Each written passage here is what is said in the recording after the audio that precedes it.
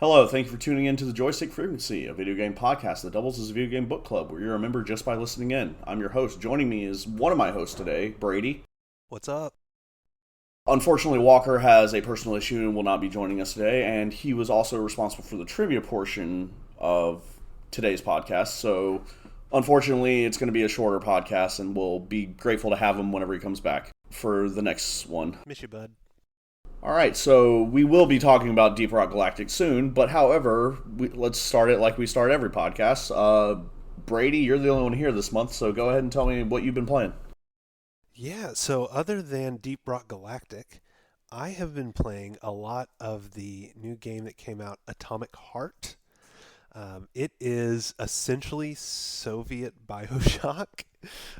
It's an alternate history where the Soviets won the Cold War by creating this thing known as a polymer, which is it's magic plastic that lets them create robots and give you special powers.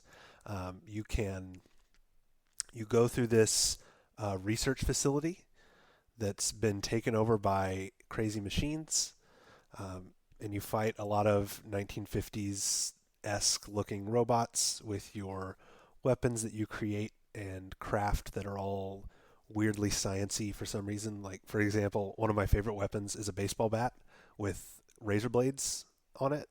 And if you hold the attack button, the razor blades fly out of the bat and just make mincemeat of whatever's in front of you, and then they come back to the bat.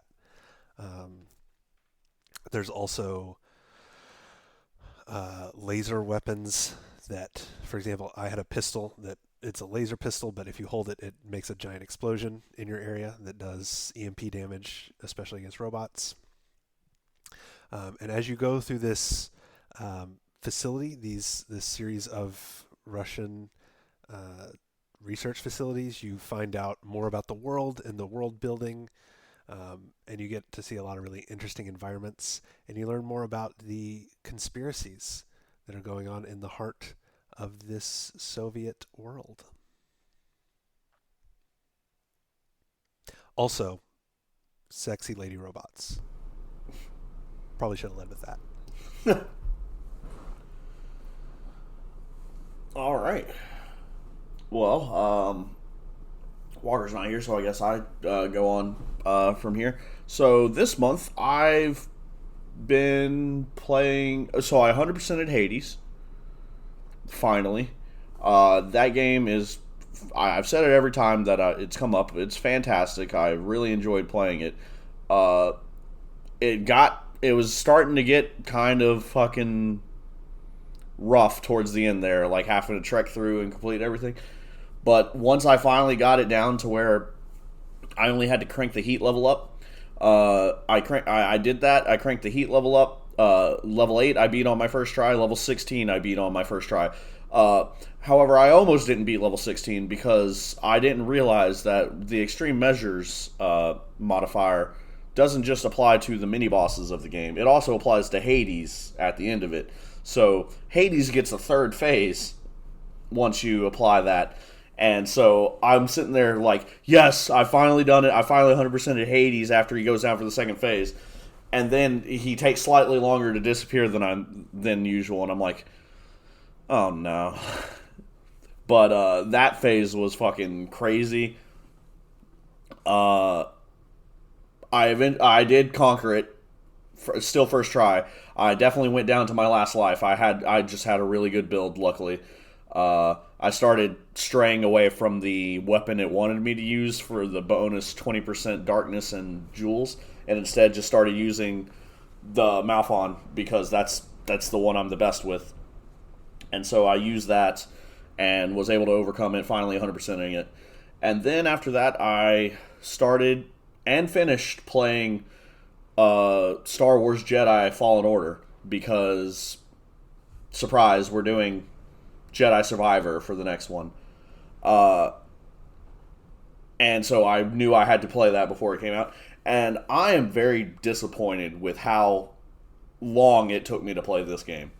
This game is literally my type of game to the letter.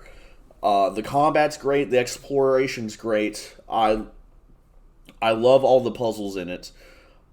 I love all the abilities you can get in it. The worlds were really fucking beautiful. Like, this has reinvigorated my Star Wars love again.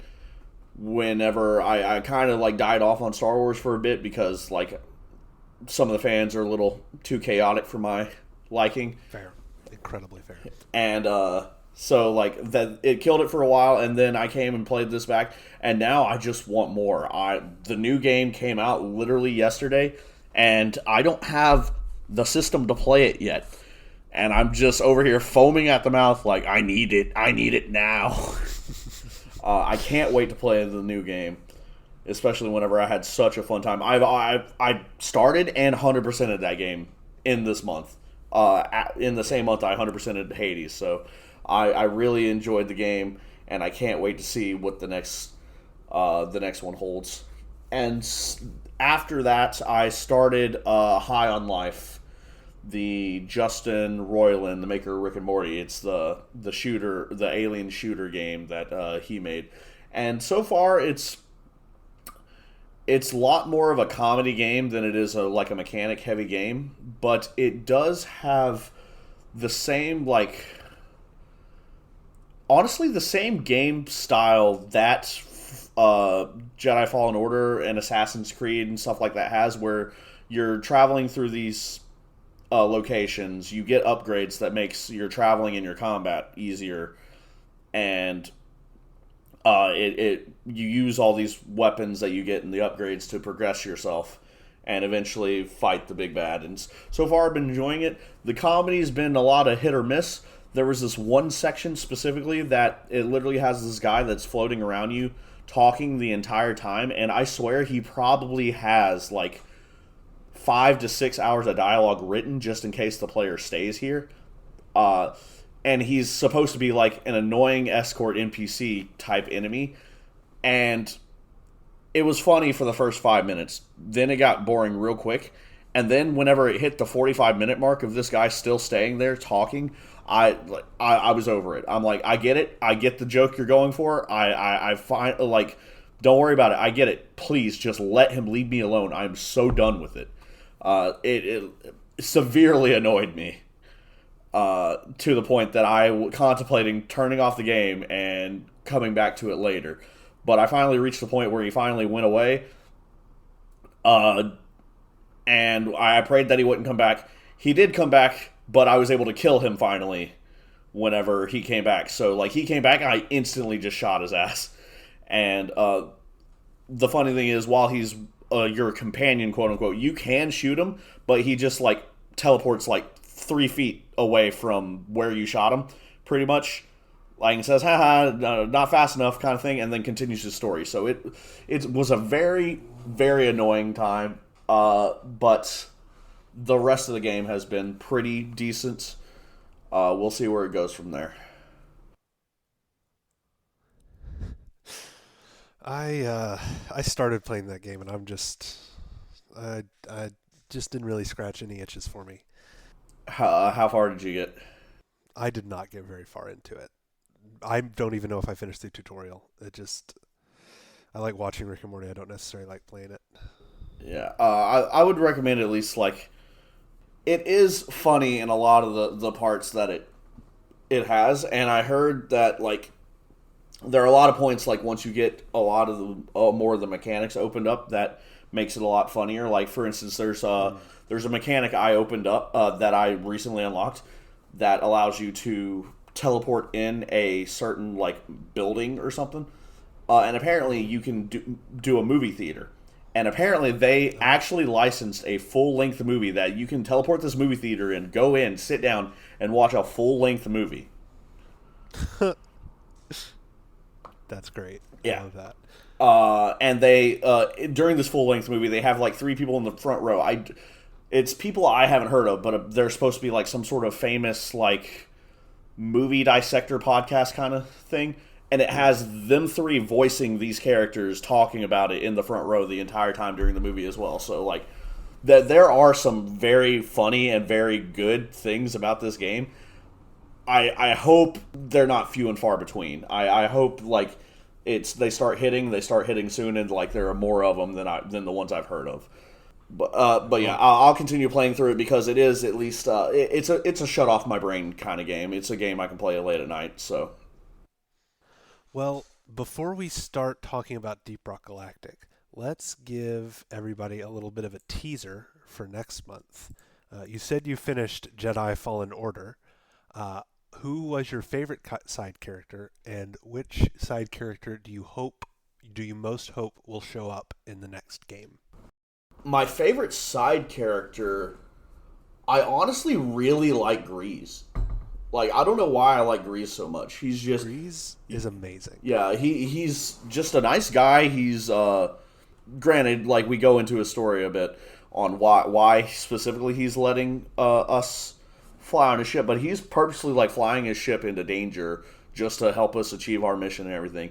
And also like just some of the dialogue whenever you're like listening to some of his background story and stuff, like he pulls out talking about his grandma and how his great grandma was the only like family he had in his life besides us and stuff like that. And like he pulls up some stories. I can't remember any off the top of my head specifically, but I remember whenever I first heard it, I was like, "Oh, that's super sweet. That's super nice. I like that." And then he pulls up stories about how they were getting pulled over, the equivalent of getting pulled over in the galaxy, and he's like, and basically they he distracted them enough by going over different recipes of how you cook a certain thing, and basically the guys who pulled him over ended up paying him for the recipes and let them go, pretty much kind of thing.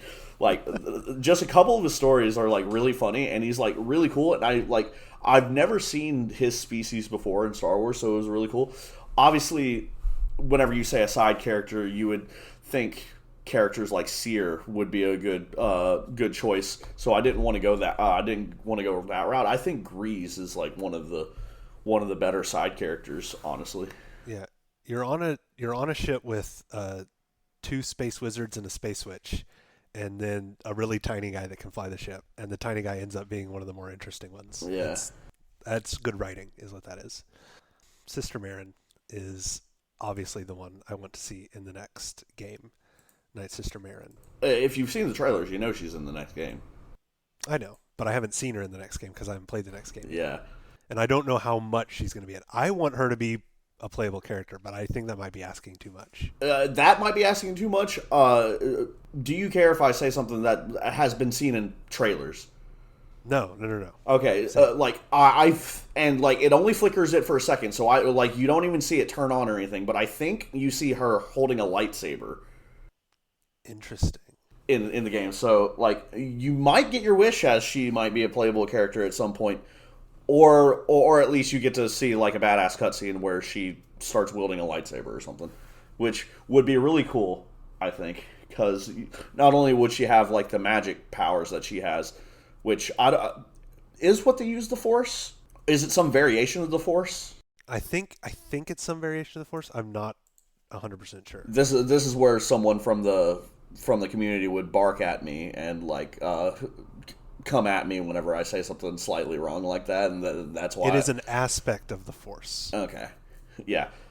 So like I think someone being able to use like that kind of aspect of the Force and being able to wield a lightsaber, pretty fucking cool. Yeah, I just want her to show up in more than the last act of the game. She's part of the crew during the last act of the game, and so like you would think maybe they'll all still be part of it for this game going on, and maybe you'll find other people to join the ship crew throughout this game, but who knows? Who knows? I guess we'll find out. Yeah, but even though Walker isn't here, the show must go on. Indeed, the show must go on. And today we are talking about Deep Rock Galactic. Yeah. We've played this game before, haven't we, Trent? Yes. We've been playing it since it was.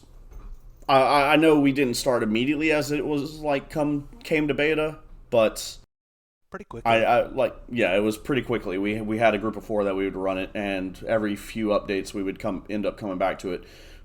We ended up having a lot of progress on PC. However, look, I'll just say it. My laptop's crap, and I couldn't play on PC anymore. And we wanted to all play together, so we moved to Xbox and all got brand new accounts and lost all our progress. So we started over from the beginning for this recording. Indeed.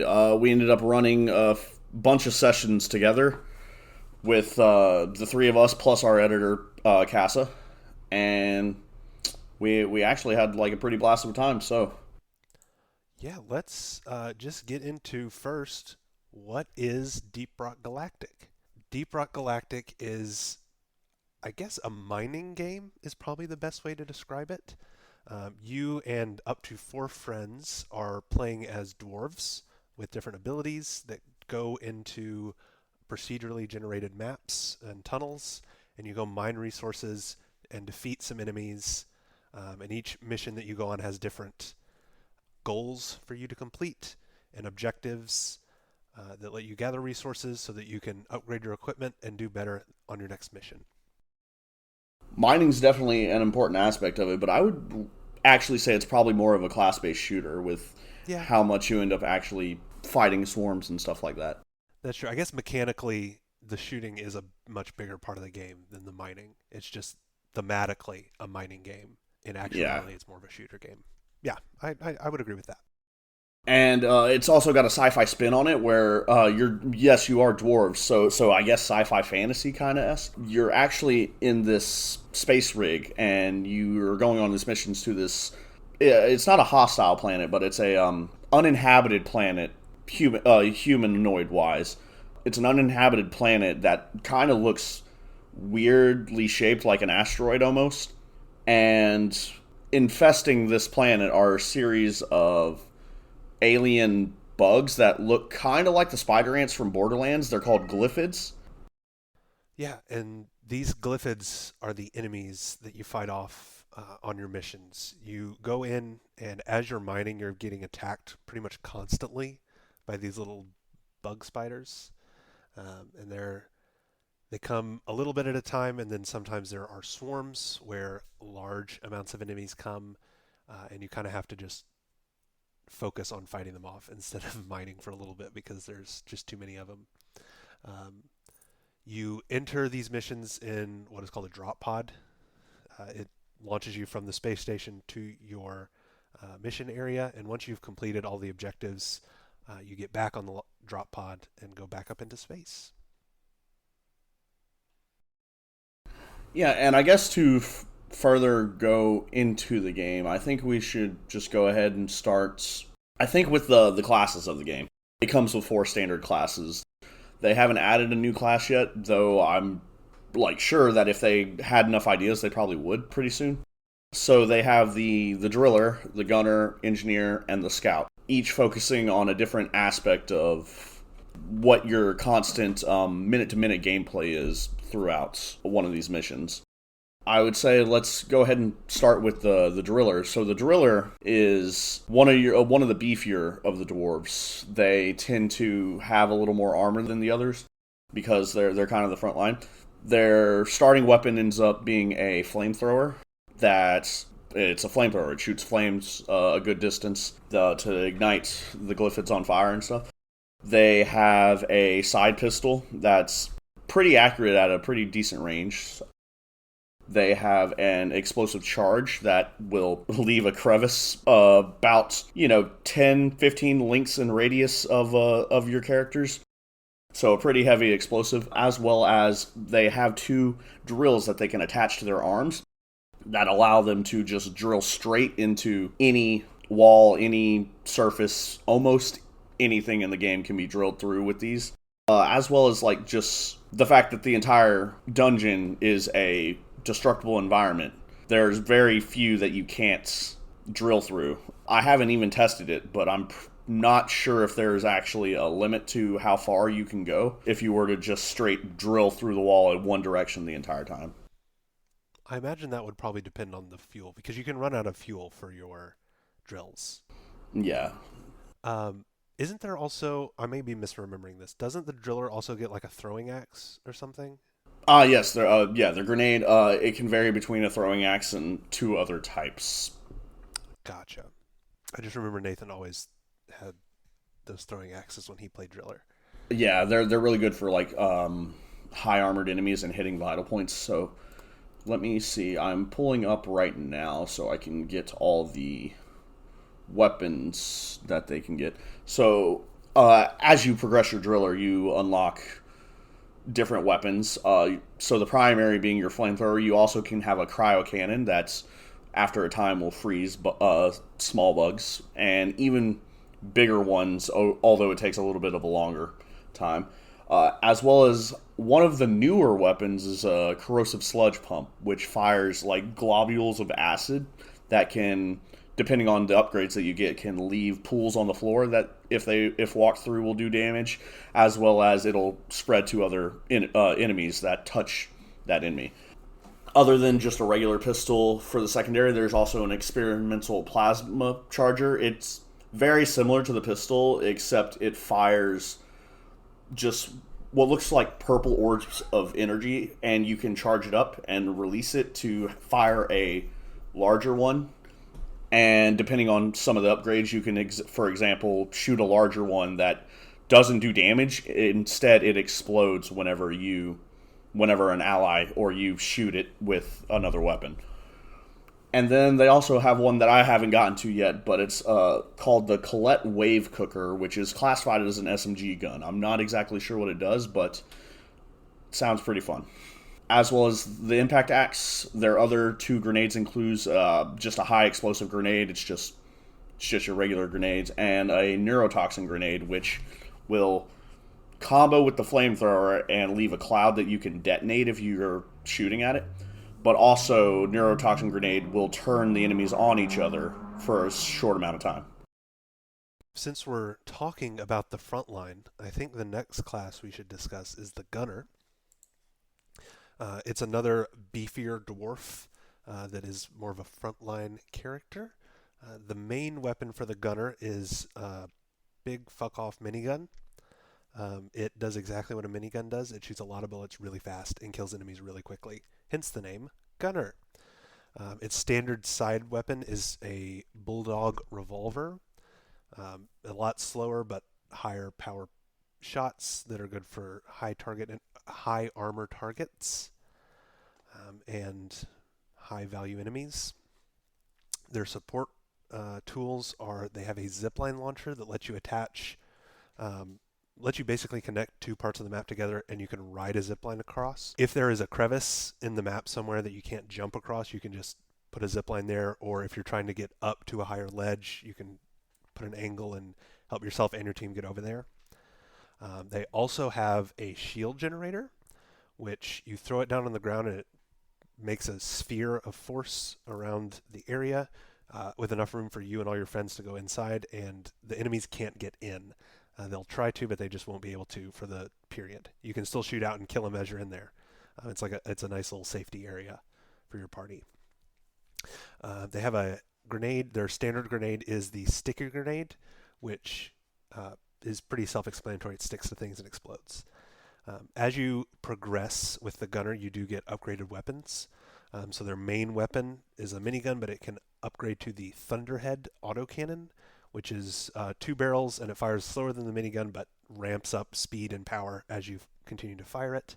And the guided rocket system, which is it shoots rockets and explodes. The gunner is what the average American redneck fantasizes about as far as their arsenal goes. Just lots of bullets and explosions. And their main weapons really fit that mold. For their secondary weapons, other than the revolver, they can also get a burst fire gun and a coil gun. Burst fire shoots a few shots at once instead of just one, and the coil gun is just a big fuck-off ball of metal that will shoot through walls. Just a lot of power behind it. As far as grenades go, other than their sticky grenade, they also get incendiary grenade, which will set enemies on fire, and a cluster grenade, which is just bigger explosions. Generally, the gunner is the best combat dwarf, I would say. The other ones have talents that let them, like the driller can drill and get into weird places for drilling. The engineer, as we'll find out, has platforms that he can set up, and the scout is very mobile, but the gunner is mostly focused on combat and defending the party. Yeah, and speaking of the scout, so let's go ahead and start going over that one. So the scout's primary weapons include an assault rifle, which is just, as you say, it's got about 25 bullets in the chamber, I think, and it's got a pretty decent spread uh, as you're shooting, and it doesn't. As you're shooting, the bullet spread doesn't become as crazy big as you would think, like other certain weapons. Then they have a semi-automatic rifle that's it's pretty much like an elephant gun from Borderlands. I don't know if it's called an elephant gun other than in Borderlands, but basically it's a rifle with no scope, and there's even a couple of upgrades you can get with it where you're able to zoom in to take a shot, and instead of you traveling at normal momentum, if you zoom in to take a shot, it'll like slow you down slightly, so you can actually use that to try and buy some valuable time for your support grappling hook to come off cooldown. And then another one I haven't been able to use yet is the Drak 25 Plasma Carbine. It's classified as an assault rifle again. So I'm wondering if it's like it. Obviously, it's an assault rifle, so it's going to be similar to the Deep Core GK2. But I'm wondering what kind of bullets it shoots if it's called a plasma carbine. Some of the secondaries include the jury-rigged boomstick. It's just sawed-off shotgun, does a lot of damage at close range. Not so much from long range, obviously. And then my personal favorite is the Zukov Nuke 17. It's a set of dual submachine guns that shoot electric bullets with some of the upgrades that combo really well with some of the grenades we'll get into later. And then the last secondary weapon that I haven't been able to use, but I'm very excited to try out now that I'm reading it, is called the Nishanka Bulk Shark X80, and it's classified as a crossbow. And I don't know about you guys, but I already enjoy the semi-automatic rifle with the Scout. So if I could have another like long-range single-shot weapon with it, I mean, that's just my go-to gameplay right there with the Scout. So their equipment, like I mentioned earlier, a grappling hook. It allows them to zip from place to place up to 30 meters. I think you might be able to upgrade it to be a little further than that. You can go up to 30 meters with a grappling hook, and it has a short cooldown before you can shoot it again. So you'll often see that the Scout is never not moving. They're always doing something, going from place to place to place. The grappling hooks are really good for getting minerals that are high up in the chambers that other people can't reach. They'll combo with the Engineer really well whenever the Engineer starts shooting their platforms that we'll go into in a bit. And another thing the Scout is good for is they have a flare gun, which is a better version of just your standard flare that every dwarf has that you can throw. They stick into the walls and last a lot longer than regular flares, so you can light up an entire room so that you're not caught off guard by anything. Essentially, the Scout is the person that literally, they scout ahead, they light up the room for you, and then they start... After that, they're pretty much utility, and they go from place to place wherever they're needed. Some of their throwables include an inhibitor field grenade, which it's a slow field, and inside this field, any electric damage is like amplified and changed to other people, and changed to other creatures. So they pair really well with Zukovs. You got a cryo grenade, which is like the cryo cannon with the gunner. It freezes monsters whenever they take whenever they're shot for a while with the cryo cannon. Cryo grenade is more like a cryo burst that can almost instant freezes small creatures and can almost instant freeze a big creature. So if you combo that with the driller's cryo cannon, you can actually freeze things pretty frequently the more grenades you throw. Another throwable that they have is the pheromone canister. This turns the lesser creatures on each other and they start fighting each other. As well as their last one is called Voltaic. It's spelled weird. Voltaic. So like almost, yeah, it's spelled Voltic, but with an A. So Voltaic. Voltaic Stun Sweeper, which looks like a boomerang. I haven't used this one personally yet, but it looks like a boomerang, and judging by the name, it probably is a electric baton boomerang or something like that. It looks like. So it seems like it might be pretty useful with the Zukovs, possibly so. Yeah, and now on to my favorite class, the Engineer. This is the class that I play pretty much exclusively. So the primary weapon of the Engineer is the shotgun that they have. It is pretty much exactly what it says on the label. It's a shotgun, does more damage up close and farther away. It has a little bit better range than the scout shotgun and a little bit more ammo, but it does slightly less damage in close range than the scout shotgun. As you progress through the class, you can upgrade to a Voltaic SMG, which is a submachine gun that is electric bullets. Again, pretty self-explanatory. And lastly, more recently, they added a smart rifle submachine gun that has alternate firing modes. So just normally shooting will shoot a bullet, but if you hold the shooting button, it will target any enemies that you run your mouse or controller sights over. And then when you let go, it will send out tracing bullets that hit whatever you have targeted. It can still be blocked by the environment and stuff, but it's definitely an interesting weapon that I would like to try more of. For a secondary weapon, the engineer has first a grenade launcher, which is great for dealing with a lot of small enemies or even doing a lot of damage to one big enemy.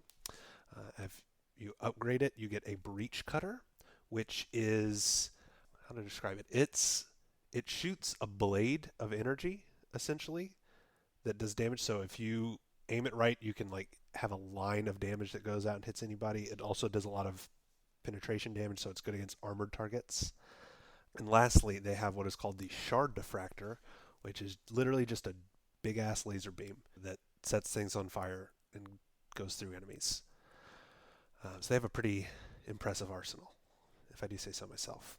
But the main thing about the engineering class is their support abilities, mainly being the sentry gun that they get. You get to place down a gun anywhere you want on the map, set it up, and it will automatically target enemies for you. I love to set it up and then just mine and let it watch my back while I'm mining. As you go through the upgrade tree, you can get a lot of upgrades for this sentry gun. You can get it to where you have 2 sentry guns, so you have multiple angles that you're watching, multiple sources of damage.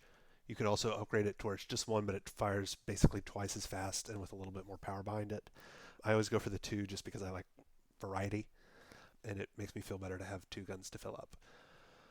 The other support tool that the engineer gets is the platform, which is an interesting concept. You have a gun, and where you shoot it, and wherever the bullet hits, basically a foam platform appears, and it becomes part of the terrain on the map.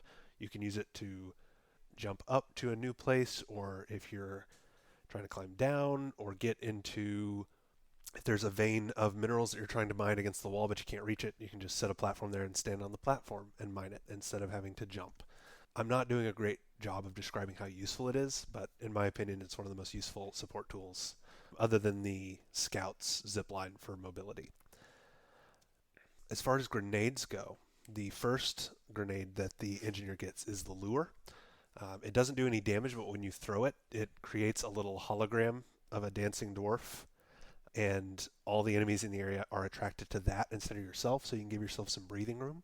Incredibly useful for swarms if you're ever getting overwhelmed. And that is the one I always use, is the lure, because it's just so useful. You also get the plasma burster, which just does a lot of plasma damage, which goes through armor, and a proximity mine, which you can set up and have it explode as enemies come to it. The engineer, in my opinion, is one of the best at like trying to hunker down and shelter in place. You can set up a couple of sentries and your proximity mines, and you're pretty much set against a swarm, just all on your own. You don't even need your team.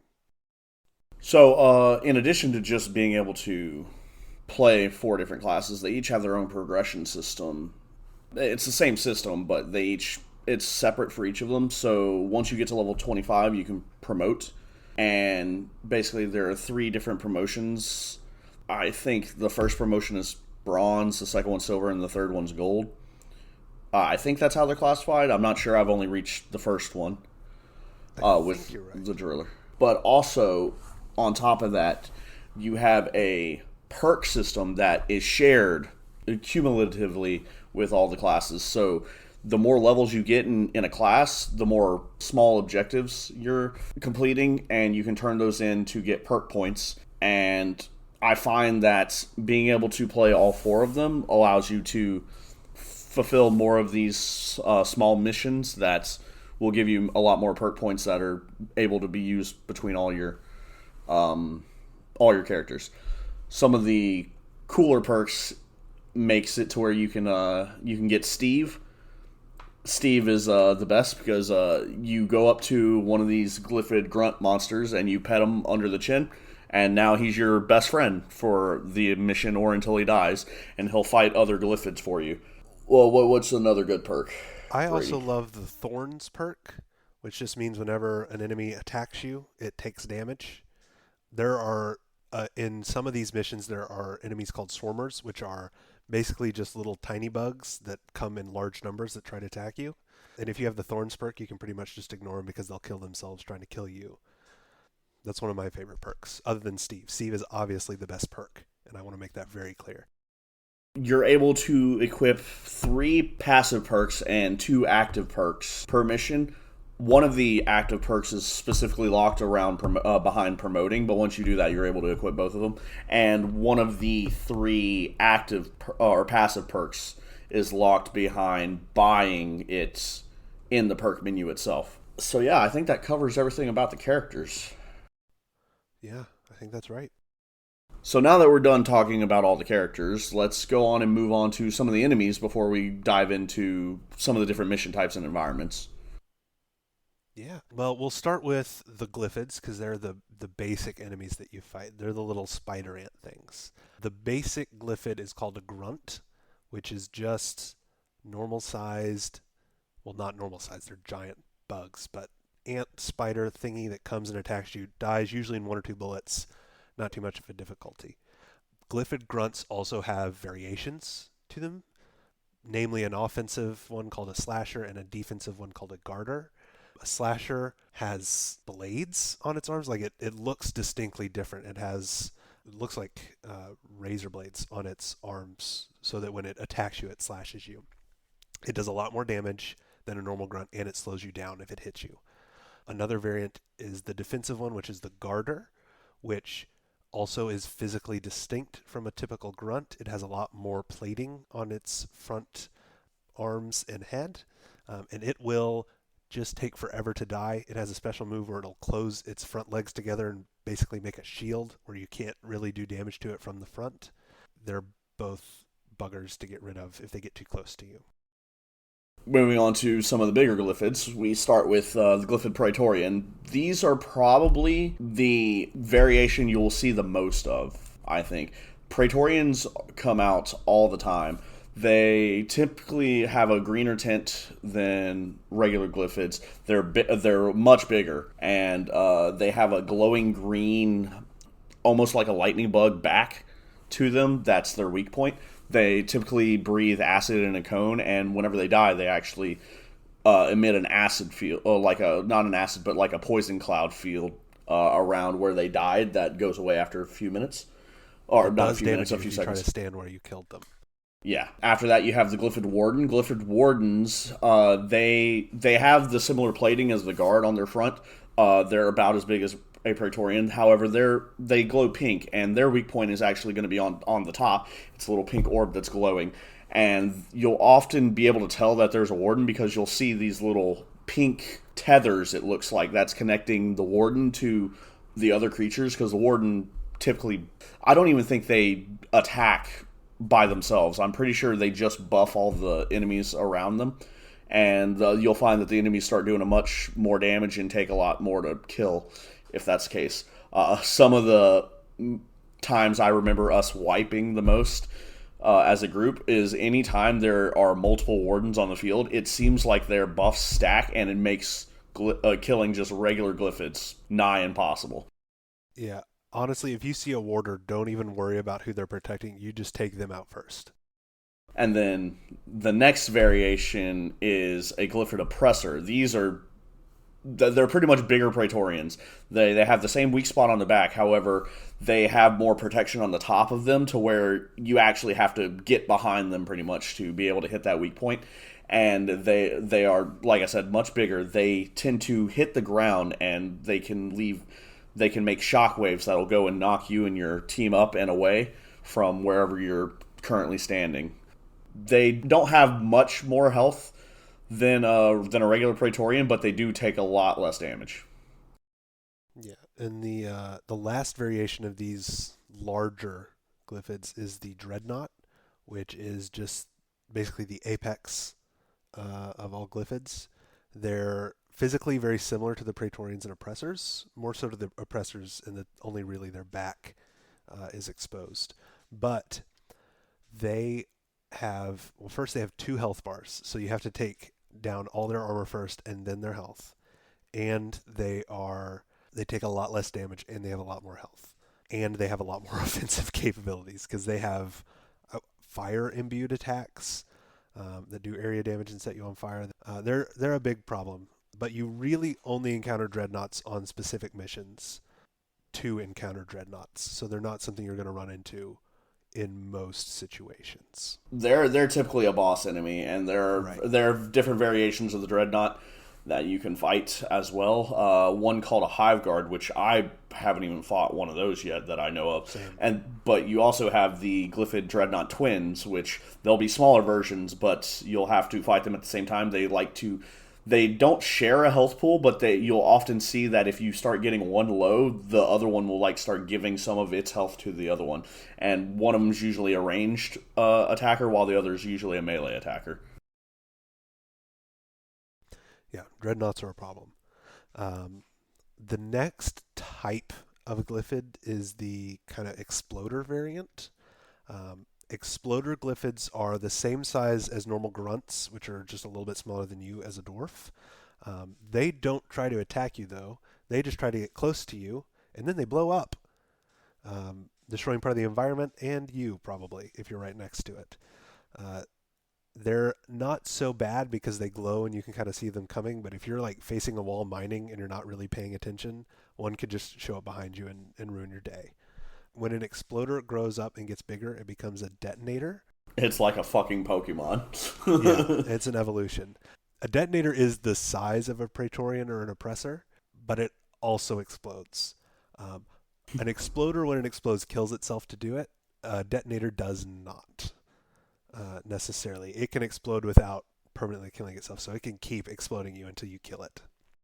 That's a little confusing. It's not an explosion. It's more of it sends shockwaves from itself that seem like explosions. Right. Right. Yeah. You're right, because it does have an explosion it can use, which does kill it when it gets low health. Yeah, this is not your regular, average, everyday explosion. No, this is a nuke. You say goodbye to a portion of the map. It literally leaves a smoking crater that damages you if you walk through it because it's so hot. It's wild. Then there's the rich variation where you got a Crassus detonator, which it's the same as a regular bulk detonator, except when it blows up, the entire area that is left from the impact of the explosion is gold. So these things are just walking money bags. I could see that if you're at the end of the mission and you see a detonator, you could completely ignore it and just leave and escape the mission. But if you see a Crassus detonator, you almost want to immediately go kill that and start mining all the gold, because it leaves a fortune behind whenever it gets done exploding. Another minor variation of glyphid is the spitters. There are 2 basic types of spitters, acid and web. Web spitters spit webs, if that wasn't obvious. When a web hits you, it clouds your screen for a little bit, like white, so it makes it a little bit harder to see, and it also slows you down quite a bit for a few seconds. So they're more of a debuff bug, but they are very, very annoying. Acid spitters, they spit acid. It's basically just a ranged damage variant. These spitters like to climb onto the ceilings and shoot down at you from above. And if it's dark and you can't see where the attacks are coming from, they can be incredibly frustrating in the right situations. Yeah, they're menaces, which makes sense, because the stronger version of it is, in fact, the Glyphid Menace. The Glyphid Menace is like these, except they'll shoot in burst at you before they dig into the wall, disappear, and then reappear somewhere else. They tend to favor being on ceilings, to where you have to get some of your long-range weapons to hit them. The next variation we should talk about is the rollers, which I don't have all the names for them. I just wrote them down as shellbacks in our notes. Kronar is the species, I think. Kronar. Well, whatever they are, I don't like them. They're basically, if you've ever seen a pill bug in real life, That's essentially what these things are. They're like centipede-looking things that curl up into balls and just go ham, rolling around, knocking you up and away. When they're in a ball, they're like covered in armor, so they're hard to kill. You kind of have to wait for them to stop moving before you can shoot them. They will ruin your day because you won't be able to do anything besides just bounce back and forth as you're getting hit by these. There's another version called a trawler that like it's very similar to the Kronar shellbacks, in body shape at least, but this one tends to burrow on the surface of the ground and will typically grab you and start dragging you through the ground with it, before letting you go. It does damage to you while you're grabbed by it, and it'll let you go after either a certain period of time, or if one of your friends is fast enough to shoot it can let you go sooner.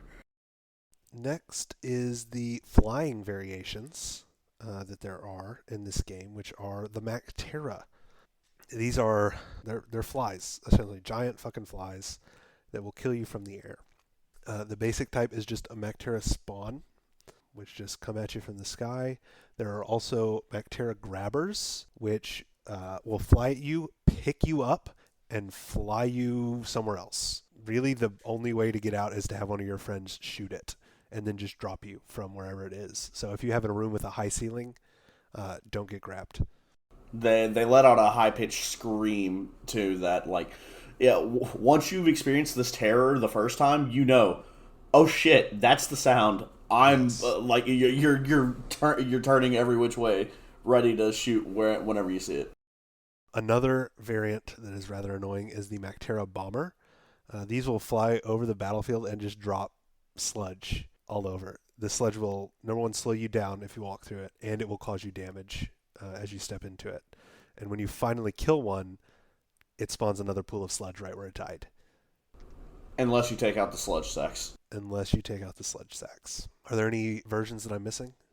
Yeah, one of the newer ones is called the Mactera Trijaw. It'll shoot out these three spear like projectiles, I guess, that like they shoot out in a it's a weird formation. It's like so basically you like it's like a pyramid made out of three balls.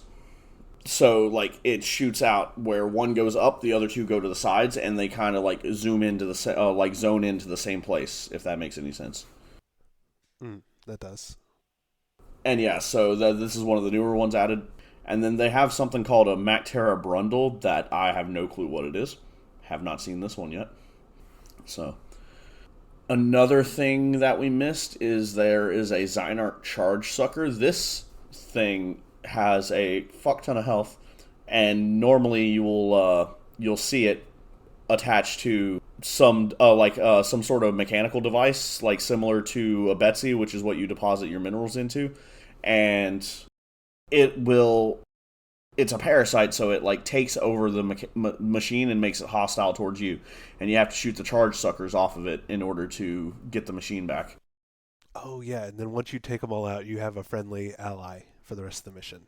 Yeah, yeah. You can go ahead and go over the next two. Yeah, so the next one that I want to talk about is the Brood Nexus.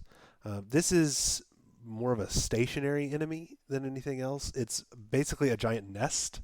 If you remember in an earlier segment, I talked about swarmers, which are tiny bugs that have almost no health and do almost no damage. There's just a lot of them. A Brood Nexus is basically a nest of these. So it's a big, fleshy bulk. It's just an object nest thing. I don't know how to describe it better.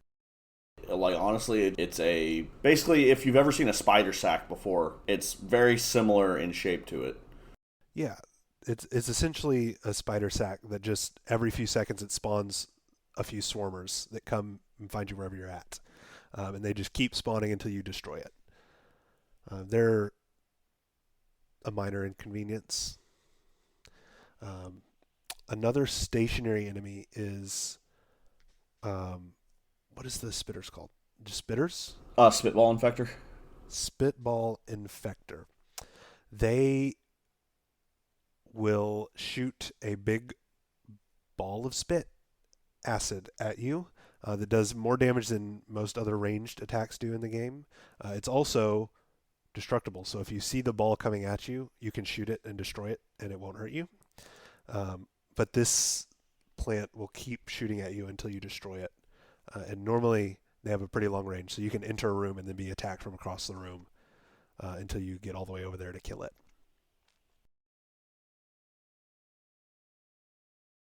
Then is the fun one that we don't warn anyone who's playing the game for the first time about until they encounter it for the first time. We have a cave leech. Cave leeches sit on the ceiling of a map, and they'll sit there and they'll just wait until either they get spotted or someone walks under them. If someone walks under them, it'll let out a long tentacle that goes all the way down as far as the ground needs it to go, and just grab someone and pull it all the way up to the ceiling, and then just start stabbing the guy. And there's no way out unless an ally shoots it for you, or you have the perk that releases you from being grabbed, pretty much. And it's not like a quick thing either. The tentacle moves pretty slowly. Like if you're looking in the right direction, you can see it. But if you're not looking, you get yoinked. And like what, especially if you're going into a room solo and it's not quite lit yet, because not only like your flares don't reach the ceiling and maybe your scouts not in that room yet.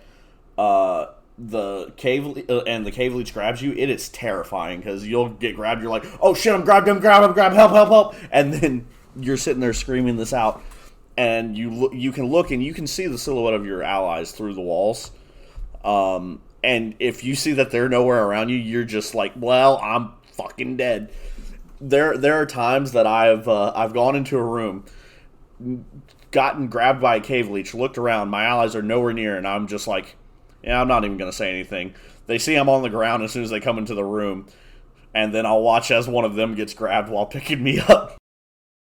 Yeah, you're a dick when you do that. Yeah. It's funny, but only in retrospect. Because cave leeches are no laughing matter. They're terrifying. Yeah. So now that we've talked about the enemies, let's talk about the different environments that you can show up in, because it's not all the same one. You can go in your drop pod when you choose your mission into different areas of the planet that will have all very similar procedurally generated cave systems, but all different with their own distinct flavors. So I think I'm just going to start at the top and list all of the types. The first one is glacial strata, which is kind of an ice and cold themed environment. Yeah, you have breezes that come through that will tick up an ice meter that you have, and once it gets full, you'll freeze to death. There's also these air vents that also like will end up freezing you here, as well as you'll just come across like not like lakes, but like where Hot you springs? you assume like water would have been. It's just like complete ice everywhere. Like it is sub-freezing here the entirety of the time. Oh yeah, and the ice is slippery if you try to walk on it. In addition to that, there are also what I thought you were talking about, hot springs in some locations, where if your ice is if your ice meter is raising too much, you can step into one of these hot springs and it warms you up and reduces your meter,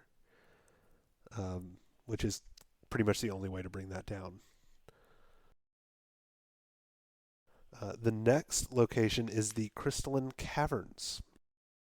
Crystalline caverns, as the name suggests, it's all crystals and quartz and blue and pink sharp gemstone crystals.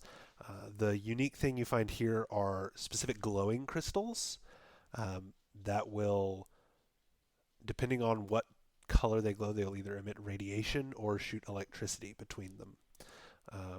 In crystalline caverns, you don't get the radiation ones. That's specifically the radioactive exclusion zone. Sorry. In crystalline caverns, there are lots of crystals, and some of the crystals will electrocute you. You will see glowing blue crystals in formations around a room, and every once in a while, an electric current will go in between two of the big blue ones. And if you're caught in that, you will take damage, and it will ruin your shield. Next, we got the salt pit. So the salt pits have it's a red and white area, similar to if you've ever seen the Star Wars movie, the eighth one, where they're on that planet and Kylo Ren ends up fighting Mark Hamill's Force Ghost. And you notice that the entire planet's white until something rubs against the surface and then it becomes red. It's very similar to that, and how everything is like very salt-like here. You get some platforms on the wall on walls that you use to climb up, but as soon as you like stand on that platform, they start to dissolve and like will eventually collapse. You have a bunch of stalactites and stalagmites that fall from the ceilings and stuff like that. It's a very like it's very fragile location. Next, we have the fungus bogs. It's typically overrun with vegetation. Um, it's very similar to the dense biozone, except everything here is pretty much green. I don't think I remember any plants specifically that aren't green here. It's very hard to navigate through here because everything is like a differing shade of green, as well as like some of the one of the major resources here is jotties, and so being able to find it's a green crystal in a green environment is very hard. This is the location that typically has like acid rain. It has a lot of fungus that leaves spores whenever you get close and stuff like that, and often will have like pools of thick goo that slows you down whenever you try to run through it. Yeah, next we have the radioactive exclusion zone, which kind of gives the game away in the title, in that it is very radioactive.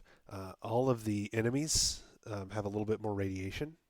Specifically, you run into a lot more Praetorians there because they emit those radiation acid clouds. Um, and they also have these green crystals that will cause damage and increase your radiation as you walk by them. Um, Definitely would recommend packing some anti radioactive gear if you're going here. The next one is the dense biozone, which is kind of similar to the fungus bogs in that there are a lot of plants everywhere and it's all overgrown. The dense biozone is a little less green though. It has a lot of blue and purples in it. Some of the plants in the dense biozone can be dangerous for you. There are a couple that if you walk into them, they will cause you damage because they're so spiky. There are a few that explode if you get in too close a proximity. There are some that will, if you step on it, will move and raise you up to a higher level. Those are actually more useful than dangerous. But the dense biozone I've also noticed is very vertical. It's a very vertical map as opposed to some of them you're just walking through tunnels to get into rooms. The dense biozone is usually just a single column of a room with like rings around the outside for you to search around. Yeah, next we have Hollow Bow. This is one of the newer areas that was added more recently to the game than some of the others. And essentially, it's the interior of a dead subterranean tree. It's littered with these red spiky vines that do damage whenever you get near them. Um, Other than the vines themselves, I think it's pretty like lacking in plant life. It's almost like these vines are kind of like an invasive species or something. Um, and then this is also where you'll find like some of the newer like wasp enemies. So like for instance, the Mactera Trijaw I think is considered one of those enemies. You'll probably find them a lot here. As well as one of the stationary things is like just a wasp nest that if you go near it, it like they'll come out in a small swarm to attack you. So you have to like take them out from afar. So the next environment is sandblasted corridors. This is a desert cave, essentially. It's all sandy, and the walls are easier to mine through than normal because they're all made out of sand. There also are sandstorms that blow through, so every once in a while you'll be walking through the tunnels, and your vision will be obscured by just a bunch of sand blown everywhere, which can be very difficult if you're in the middle of a swarm or a fight because you can't see more than a few feet ahead of you. In addition to that, in these sandblasted corridors, there are little air vent tunnels that if you're walking by them, occasionally they will blow air out and just send you flying across the room. Next, we have the Azure Weld, which is pretty much if you had to give it one word, I would think Luminescence would be the word you would explain it. It's got like a bunch of very soft colors to it. A lot of the flora there will produce soft lights like blues and pinks kind of stuff, and it's relatively like calming place to be, honestly. Like you don't see much of the like how the hollow bow has like the spiky plants and it looks a little bit more sinister. This place looks kind of a calming area until you get swarmed, and then you have to fight a bunch of glyphids. So lastly, we have the magma core, and this I think is my most hated area. I could agree with that.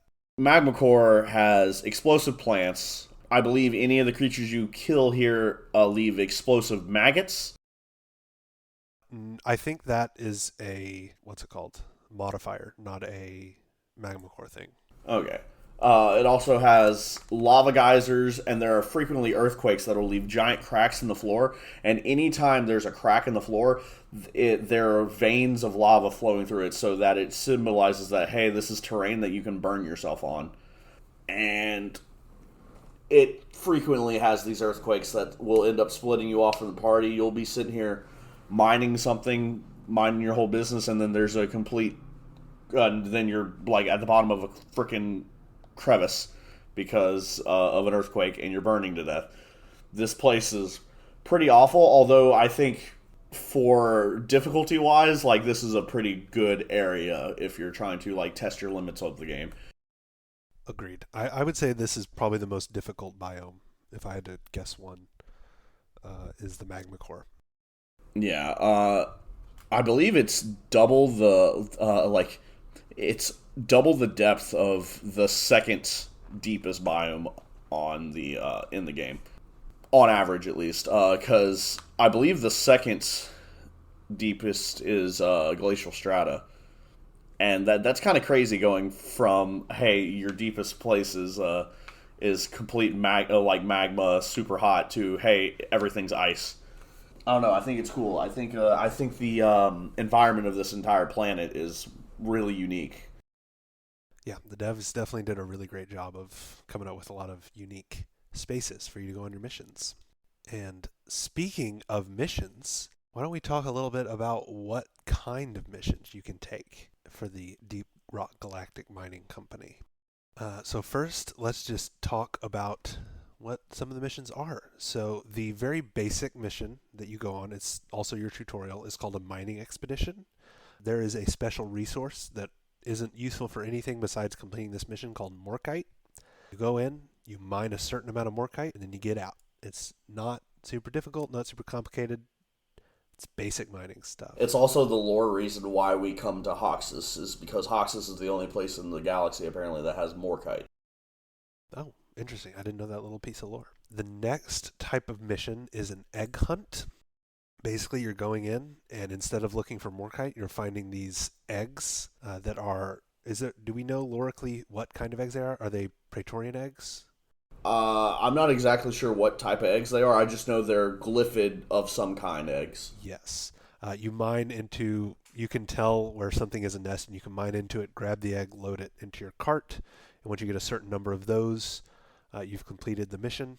Grabbing an egg will sometimes trigger a swarm to come try to kill you. But that's just the price you pay for a good omelet.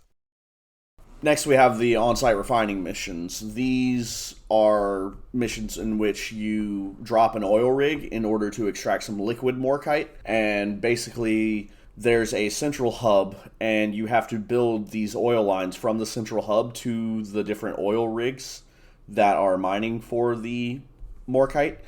And basically, you can slide and glide on these rails and go back and forth in between the central rig and the actual extractors. And so, as you're waiting for it to extract, you'll be fighting swarms the entire time, and it typically will end up breaking some of the oil line, and you'll have to go down each oil line, fix it to repair them, and get it all extracted before you extract yourself through the dropship.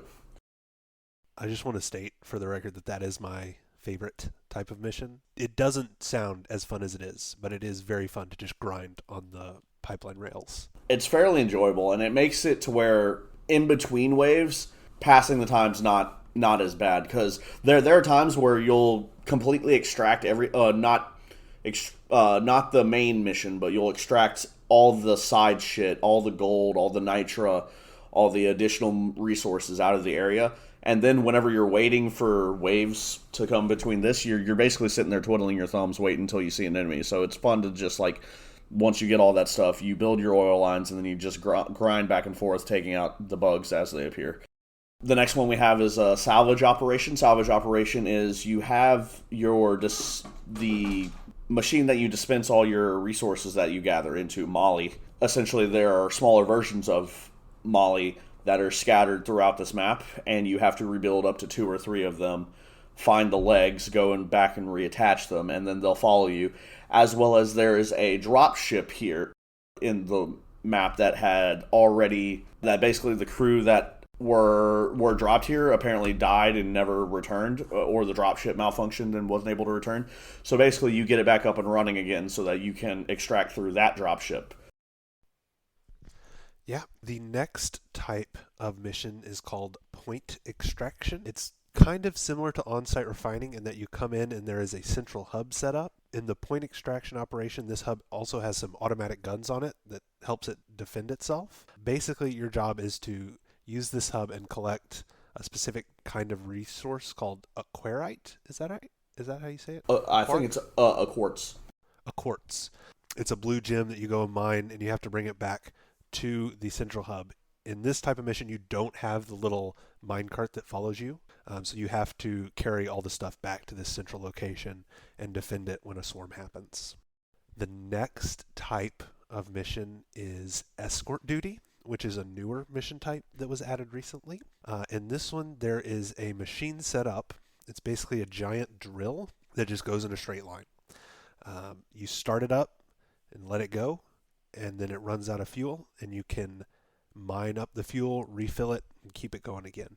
As it goes through different rooms and tunnels that you can mine and extract resources from.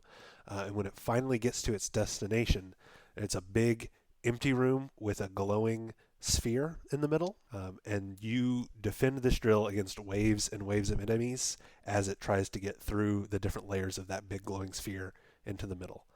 Glyphids will swarm and will damage the drill, and you'll have to repair it as the mission goes on. It's a pretty standard escort mission in a video game. It's also one of the few missions in this game that you can fail. I don't think you can, right, other than just flat out everyone dying. This one is actually failable without that. I don't think any of the others are failable by that logic, right? Right. Unless you die, I don't think the other ones are failable. Yeah, I looked down the list. None of the others are failable. So, like, even though it's like pretty simplistic, it also has a lot more risk to it than some of the other ones. Next, we have the elimination missions. Elimination missions are where the dreadnoughts come into play. Basically, you're dropped down into an environment, and you have to go hunt down these giant cocoons. You get to set up. There are swarms in this mission, so you have to still be fast and efficient. But basically, you have time to set up before you pop the cocoon, and out comes a dreadnought. You take down the dreadnoughts, and then move on to the next one. And because of the dreadnought variations, you can sometimes get multiple different ones. And some of the best and most chaotic but fun times we've had is whenever we're fighting a dreadnought at a higher difficulty, so it's taking a while to get down. And then the announcer guy's just like, hey, there's a swarm coming, and we're just like, great, this is fantastic. It really ups the ante. This is probably some of the hardest combat in the game, right. And it's a lot of fun. But once you take care of all your dreadnoughts, you can then extract back out, head on back to the space rig. And then the last mission, this is one of the newer ones. It's called Industrial Sabotage. I've only done one of these missions, so forgive me if I'm wrong. Brady, you've done more of these, right? I have not done an Industrial Sabotage mission before. So from what I know of the Industrial Sabotage, basically you have to go find this central hub of the enemy's operation. And then from there, you're able to follow some wires to go and find the computers that basically you have to hack into wirelessly and protect your setup. Set up some buoys that will take a wireless connection from your computer to theirs, defend it while you're hacking that, and then go hack the next one. And then after you've hacked them both, you go back to the main core and you have to fight some sort of machine that spawns these mechanical tentacles that will come at you, and you have to slowly destroy it. There are a couple of phases where there'll be a phase where you just have to take down a shield, and then once you take down a shield, you have to shoot an exhaust vent a couple times. But if you don't destroy that exhaust vent fast enough, it can close, and you'll have to redo the entire phase again, pretty much. The exhaust vent will still keep the damage that you did to it, so you won't have to damage it as much the next time, but it can be really strenuous. I did this by myself, and this was one of the harder missions to do by yourself. I went down several times because the mechanical arms, they shoot lasers out, and I also try to grab you and then throw stuff at you. It's no joke. These things they do a lot of damage, so it's a very interesting mission. Damn, that sounds... I need to go try one. That sounds really fun and very difficult. Yeah, honestly, we need to get the old group of 4 back and go do one on our good characters. Honestly, that sounds like a blast. So on top of the missions and the environments you can also get certain modifiers that will make either it more lucrative to do certain missions or more difficult. You can get stuff like Cave Leech Cluster, which spawns more cave leeches in the world. You get stuff like Gold Rush, where everything gives you double gold. You can get things like Mactera Plague, where it'll be a lot more Mactera enemies, and your swarms will be almost exclusively Mactera. And so there's a lot of variation that comes in the basic form of the game. However, if you finally start to realize that you are getting a little bored, you're probably either just getting to that level 25 mark, or you've already reached this point. So finally, once you reach level 25 and promote, you unlock 3 things that really extend the life of your gameplay. First off, you get the word is similar to troglodyte, and that's what we call it. That's what we've called it the entire time, but you get a troglodyte key. And basically, there are certain machines in missions that you'll find that you can throw this down, and it will give you an additional objective. It'll unlock some sort of machine you have to fight, some sort of event you have to do, and this basically gets you a lot of resources plus cosmetics. Then it also will unlock deep dives and overclocks. Yeah, so deep dives are essentially a much more difficult mission that you unlock once you're promoted, and you can only use your promoted characters. So if you've only promoted an engineer, you can only deep dive with an engineer. Deep dives are, like I said, more difficult. They have multiple objectives, way more objectives than a normal one. A deep dive is essentially 3 missions in one, with a lot stronger enemies and a lot more complex maps. When you complete a deep dive, you unlock way better rewards, but you can only get those once a week. Probably the best reward that you get when you complete a deep dive is the weapon matrix core that you can use to overclock your weapons. Some of the most important things about the deep dive is not only are the enemies harder, but you'll do 3 missions back to back. Normally they're varying in not only difficulty but also length and complexity. And so you'll go to 3 different areas and do these 3 different missions.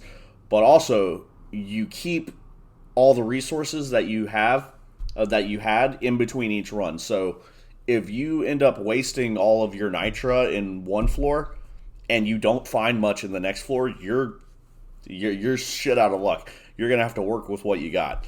It's definitely it's a marathon kind of objective, and you don't want to be wasting your bullets in a deep dive. Yeah, it is crucial. You have to be efficient in these, and like we said, it is possible to do it even solo.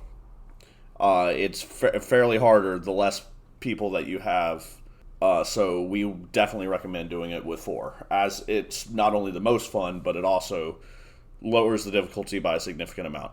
I know there were several times that we've done deep dives, and all of us will run out of ammo and we'll just have to be running around the entire time. And I remember as a scout, I'm sitting there going back and forth, like just waiting till I get an opportunity to pick one of my friends up so that we can just like hit a few people with our hammers before they go down, and then I'm back to kiting back and forth again, just praying that I don't get caught out so that we can keep the mission going. Yeah, I remember being dead on the ground a lot while you were playing a scout, waiting to revive us because we didn't have any ammo. Good times. Like you said, with the rewards being some of these overclocks, let's go ahead and move on into those. Yeah. A weapon overclock is basically an extra upgrade that you can add in addition to your normal equipment upgrades. However, overclocks can also have drawbacks. So you can have both positive and negative traits from an overclock that really help you specialize and kind of force you to specialize what you want your weapon to do. As a scout, the overclocks I got access to were my favorite being hover clock, which allowed me whenever I did focus shot, I was able to hover. So you're like it would slow down my movement for a few seconds, even while I'm in the air, to be able to take a shot. So I would use that to buffer some of the time that I was waiting on my grappling hook to come back. You could use so I would use it a lot to protect myself from dying from a fall, and it was very useful, as well as it's just good whenever you're stalling, and the focus shot does a lot more damage to glyphids and even penetrates armor. So I frequently ran that on my semi-automatic rifle. And then the other overclock that I used fairly often was the embedded detonators for the lightning SMGs. Basically, the special bullets would have micro explosions, and it still does the electricity. So you would have these micro exploding electric bullets. It would cost you a lot of ammo capacity and max ammo, but you would be able to do a fairly like a more damage to an AOE. And whenever you're fighting a lot of things, especially like during deep dives, this is probably when it came in handy the most because there are so many things running at you. Yeah, so for the engineer, I would run the cycle overload overclock for the shotgun, which is not anything super interesting. It just increases your damage and rate of fire in exchange for more spread on your weapon, which it reduces your range, but it helps you do a lot more up close. I never used this overclock, but this is always one that looked fun to me, which is magnetic pellet alignment, which it slows down your rate of fire, but it tightens up your spread and it does a lot more damage to weak points. It's basically like a headshot bonus. For the other overclock on my secondary weapon, my favorite is the RJ250 compound, which, if you remember, the engineer has a grenade launcher as its secondary weapon. RJ250 compound, what it does, launch yourself and your teammates with your explosions. So it reduces the damage so you don't do as much, but if you shoot a friend, it will, instead of just exploding the terrain around them, it will explode them and launch them somewhere. It was definitely a troll pick. Definitely a troll pick. I feel like, yeah, I should have said that out front. This is not, it's a great way to make friends. It's also a great way to lose friends. Honestly, If you're not if careful about it. there's like anything considered a speed run for Deep Rock Galactic, I could see using this a lot. Yeah, Just tell the whole team, all right, everyone group up, and then like you're running one engineer, three scouts or something, and then RJ 25 or 50 compound, fucking shoot everyone. Scouts immediately like all fucking grapple away, just to be fast. or like maybe if your friend is getting swarmed, you can just shoot him and launch him somewhere else, get him out of the swarm. Hmm. That seems like a less trolly way to use it. But yes, in all, there's over 100 overclocks in the game. You can only get them by doing the deep dives and I think some of the troglodyte key events, possibly. So it not only do you have to get that one character to level 25, but in order to get all the other overclocks, you have to get each character to 25, at least to 25, and promote them. So it has a fairly decent amount of in-game content once you're finally starting to like hit that wall. It's hard to run out of things to do in Deep Rock Galactic because each of these missions is generally 30, 45 minutes, depending on how quick you want to go. Yeah, the difficulty and complexity is definitely a factor in that. Yeah. Because you can go all the way up to Hazard 5, which you actually have to take assignments to unlock. Assignments being a series of missions that you do to unlock certain things. And the complexity just determines, like, basically how much area is the dungeon actually covering. Yeah, and how simple is the area? Is it just a straight tunnel into a big room, into another tunnel, into a room, or is it a tunnel into a big room with several tunnels that all go to different rooms? Yeah, and then one of the big rooms actually has like several other rooms that branch out from the top of it, and then you end up looping back on yourself and stuff like that. It's wild. It's wild. I remember we were doing a dreadnought mission one time, and it was complexity maxed, and we go. And it's just one big room with like several different layers, but you could see all 3 of the dreadnought eggs in one spot. And Sam, being the fucking troll he was, decides, oh, this will be fun, and shoots all 3 of the eggs. Oh, yeah. I don't think we won that mission. No, we lost. You don't live if 3 dreadnoughts spawn. That was classic, though. Especially with the random generation of the dungeons. That itself can just be part of the fun. Yeah. Anything else we wanted to talk about? Honestly, I think we pretty much covered it, and obviously we could have gone more into it with Walker here, but unfortunately he wasn't able to make it. But I was told that he would go over it a quick bits whenever he's here next time. So that'll do it for the Deep Rock section. Do we want to rate this game? Yeah, we can.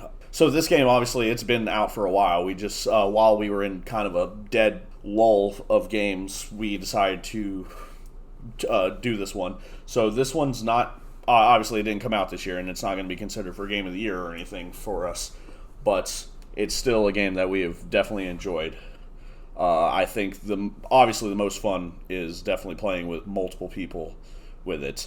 Playing solo gets a little boring. You do get Bosco, the robot, to help you out a little bit, but... Yeah, but the fun of this is it's a multiplayer game. Yeah. You can play single player, but you want to be playing multiplayer. Yeah. Overall, I think this game is definitely a 8 for me out of 10. It's very enjoyable. I've spent countless hours on it. Yeah. I would give it like an 8.5 out of 10, definitely. If you have friends you enjoy playing games with, I can almost guarantee you'll have fun with this one. All right, so now that we've gotten done talking about Deep Rock Galactic, we've already mentioned earlier in the podcast that Jedi Survivor is going to be the next game we do. So I think that's it for us today, unless you got anything else, Brady. No, I believe that's it. I am really looking forward to Jedi Survivor. All right, so be sure to join me and Brady and hopefully Walker next time on the Joystick Frequency, where we'll be talking about Jedi Survivor. Thank you all once again for tuning in. Catch you on the next wavelength. Goodbye. Bye.